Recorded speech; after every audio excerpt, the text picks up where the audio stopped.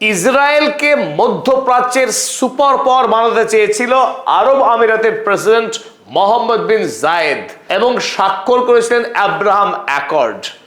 এই ইসরায়েল এবং আমেরিকা এই দুই রাষ্ট্রকে একসঙ্গে ইরান 40 দিনের যুদ্ধে পরাস্ত করে, আর তাতেই আরব আমিরাতের এখন কপাল পুড়তে বসেছে। মোহাম্মদ বিন জায়েদের ফুসফুসে এখন আর অক্সিজেনের নো এন্ট্রি। হেয়ালি করছি না, সত্য কথা এই, আরব আমিরাত গত 2 মাস ধরে পৃথিবীর বাজারে গ্যাস বা তেল বিক্রি করতে পারছে না, কারণ মধ্যপ্রাচ্যের সুপার পাওয়ার এখন ইরান। 40 দিনের যুদ্ধের আমেরিকাকে হারানোর পর গোটা পৃথিবী এখন ইরানকে বলছে পৃথিবীর 4র্থ মহাশক্তি, আর মধ্যপ্রাচ্যের আরব রাষ্ট্রগুলির ভাগ্য নিয়ন্ত্রণ এই মুহূর্তে ইরান।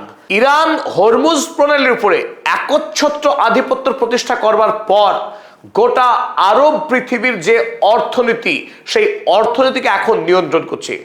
এমনকি আমেরিকা যুক্তরাষ্ট্রের পেট্রো ডলার, যা আরব দুনিয়ার তেল বিক্রি করার উপর দিয়েই প্রতিষ্ঠিত হয়েছিল, সেই পেট্রো ডলার আমেরিকান সাম্রাজ্যকেও খুন করার পথে এগিয়েছে এখন ইরান। আরব আমিরাত এবং সৌদি আরব, যারা এতদিন তাদের তেল বিক্রি করে এসছে কেবলমাত্র ডলারের মাধ্যমেই তারা বিদেশ থেকে পণ্য আমদানি করেছে, বিদেশের ঋণ তারা পরিশোধ করেছে, সেই ডলারের এখন মিডল ইস্টে নো এন্ট্রি। কারণ ইরান চায় না আমেরিকা যুক্তরাষ্ট্র কোনোভাবেই আর নতুন করে পৃথিবীর উপরে, মধ্যপ্রাচ্যের উপরে খবরদারি করুক। তাই ডলারের আমদানি যখন মধ্যপ্রাচ্যে বন্ধ হতে শুরু করেছে, মাছকে যেমন জল থেকে ডাঙায় তুলে রাখলে যেভাবে খাবি খায়, যে অবস্থা হয়, সেই অবস্থায় শুরু হয়েছে এখন এই মোহাম্মদ বিন জায়েদদের। আপনারা প্রত্যেকেই জানেন আরব আমিরাত অর্থাৎ ইউএই সাম্প্রতিক পৃথিবীতে গত 20 বছরে অসম্ভব উন্নতি করেছে। দুবাই, আবুধাবি শহর গোটা পৃথিবীর পর্যটকদের কাছে সব থেকে জনপ্রিয় হয়ে উঠেছিল। সেখানকার গগনচুম্বী আধুনিক সব প্রাসাদ, হোটেল, বিলাসবহুল জীবনযাপন, তার পেছনে ছিল তাদের তেল রপ্তানি, তেল এবং গ্যাস রপ্তানি করে তারা বিপুল পরিমাণের অর্থ রোজগার করেছে। এক কথায় আরব মরুভূমির উপরে ডলারের বৃষ্টি হয়েছে। আরব আমিরাতের মোট রোজগারের 30% অর্থই আসতো কেবলমাত্র তেল এবং গ্যাস বিক্রি করে, আর বাকি 15% আসতো প্রায় 12 থেকে 15% পর্যটন শিল্প। কারণ দুবাইয়ের চোখ ধাঁধানো বুর্জ খলিফা, পাম্প জুমেইরা পৃথিবীর মানুষকে দুহাত দিয়ে টেনেছে। ফলে আরব আমিরাত তাদের বাৎসরিক রোজগারের 12 থেকে 15% আয় করত এই পর্যটন শিল্প থেকে। তাই একদিকে তেল গ্যাস এবং পর্যটন, তেল গ্যাস বিক্রি এবং পর্যটন, এই দুই মিলিয়ে আরব আমিরাতের মোট রোজগারের 45% আসতো। এখন মজার বিষয়, ইরান যুদ্ধের পর আরব আমিরাতের তেল গ্যাস বিক্রি পুরোপুরি বন্ধ তার পর্যটন শিল্প। তাই 2 মাসের যুদ্ধেই আরব আমিরাত হুড়মুড় করে ভেঙে পড়ার অবস্থা। তার যে অর্থনৈতিক দম্ভ, গোটা পৃথিবীর মধ্যে সাম্প্রতিক বিশ্বে যে সমস্ত রাষ্ট্র অত্যাশ্চর্য উন্নতি করেছিল, তাদের মধ্যে অন্যতম ছিল এই আরব আমিরাত। সেই আরব আমিরাত 2 মাসের মধ্যেই এই মুহূর্তে রীতিমতো ডলার সংকটে এসে পড়েছে। তার মানে এই নয় যে রাতারাতি আরব আমিরাত দরিদ্র হয়ে গেছে, দুর্বল হয়ে গেছে।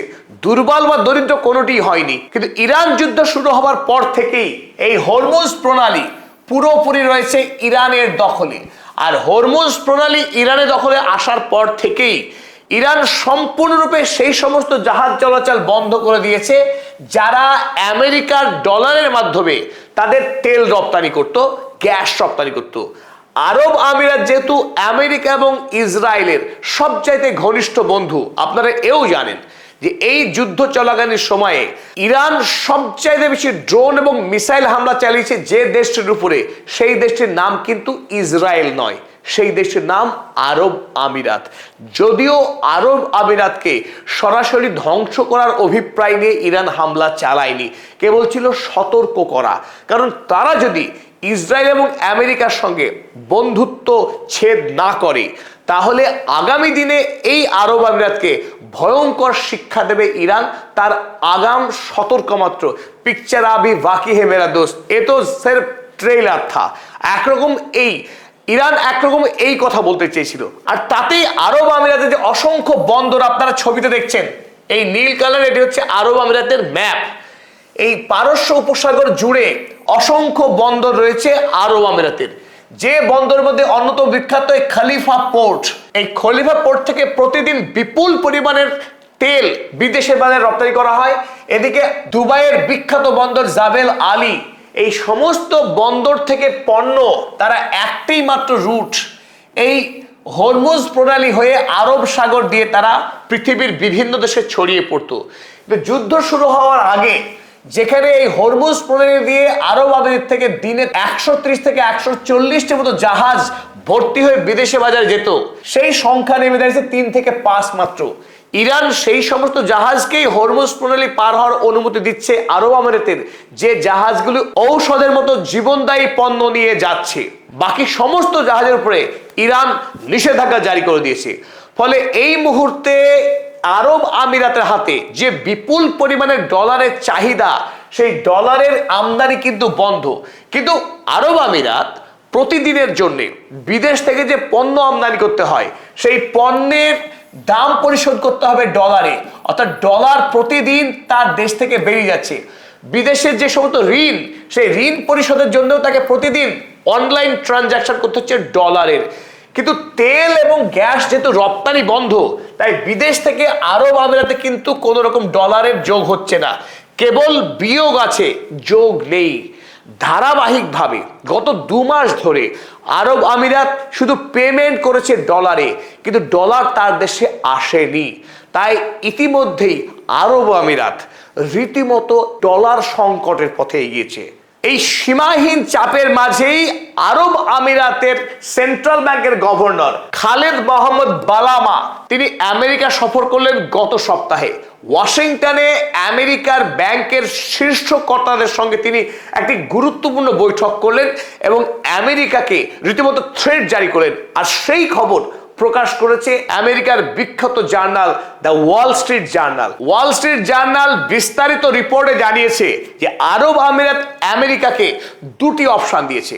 যেহেতু আরব আমিরাতে এই মুহূর্তে ডলার সংকট, তারা যেহেতু বিদেশের বাজারে তেল রপ্তানি করতে পারছে না, এই ডলার সংকট মেটাবার জন্য আরব আমিরাত আমেরিকাকে সরাসরি চাপ প্রয়োগ করেছে যে তাদের দেশে যে বিপুল পরিমাণে দিনার রয়েছে, সেই দিনার তারা এবার আমেরিকার যে ডলার, সেই ডলারের সঙ্গে পরিবর্তন করতে চায়। অর্থাৎ দিনার নিয়ে আমেরিকাকে ডলার দিতে হবে, দিনার এবং ডলারের বিনিময় চালু করতে হবে। এই ডলার নিয়ে আরব আমিরাত তাদের দেনা পাওনা, তাদের বাণিজ্য চালাবে। কিন্তু আমেরিকা যুক্তরাষ্ট্র আরব আমিরাতে দেওয়া এই প্রস্তাব এখনো পর্যন্ত গ্রহণ করেনি।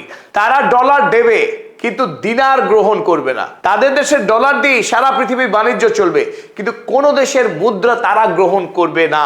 আর যদি আমেরিকা শেষ পর্যন্ত এই দিনার গ্রহণ না করে এবং ইউএইর যে প্রয়োজনীয় ডলারের ঘাটতি, সেই ঘাটতি যদি মেটাতে সাহায্য না করে, তাহলে কিন্তু বালামা জানিয়েছেন সেই ক্ষেত্রে আরব আমিরাত শীঘ্রই তারা এই ইউয়ানের মাধ্যমে তারা বাণিজ্য শুরু করবে।